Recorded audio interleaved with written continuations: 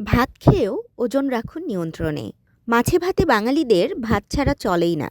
যতই fast food খান না কেন, কোনো খাবারই আপনাকে এক প্লেট ভাতের মতো পরিতৃপ্তি দিতে পারে না। অনেকেই আছেন যারা মনে করেন তাদের ওজন বেড়ে যাওয়ার প্রধান কারণ ভাত, তাই ডায়েট কন্ট্রোলের জন্য বেশিরভাগ মানুষই ভাত এড়িয়ে চলেন।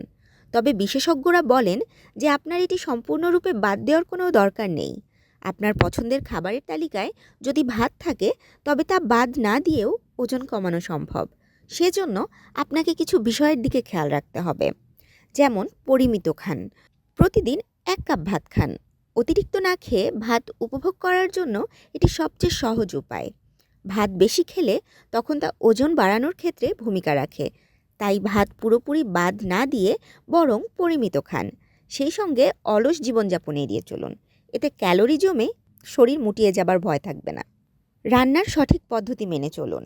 ফ্রাইড রাইসের পরিবর্তে সেদ্ধ করুন বা স্টিম রাইস খান। বেশি পানিতে ভাত রান্না করে এবং অতিরিক্ত পানি অর্থাৎ মার গেলে নিন। এভাবে রান্না করা হলে বাড়তি ক্যালোরি কমে যাবে। খাবার প্লেটে ব্যালেন্স রাখুন। প্লেটে যতটুকু ভাত নেবেন ততটুকু বা তার চেয়ে বেশি পরিমাণে শাকসবজি, ডিম, মাছ, মুরগি কিংবা ডাল নিন। অনেকে কেবল সামান্য তরকারি বা ভর্তা দিয়ে 2-3 প্লেট ভাত খেয়ে ফেলেন। এমনটা করা যাবে না। সুষম খাবার কেবল পুষ্টিকরই নয়, বরং আপনাকে দীর্ঘক্ষণ পেট ভরাতেও সাহায্য করবে। ফলে ওজন নিয়ন্ত্রণে রাখা অনেকটা সহজ হয়ে যাবে। ফাইবার এবং প্রোটিন যোগ করুন। ভাতের সঙ্গে উচ্চ ফাইবারযুক্ত সবজি বা চর্বিহীন প্রোটিন মিশিয়ে নিন। এই মিশ্রণটি আপনাকে তৃপ্ত রাখবে এবং পরে অযথা খাবার খাওয়া থেকে বিরত রাখবে।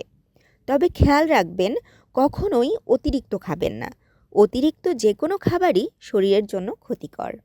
তাশরিফা তৃষা, তরঙ্গ টিভি।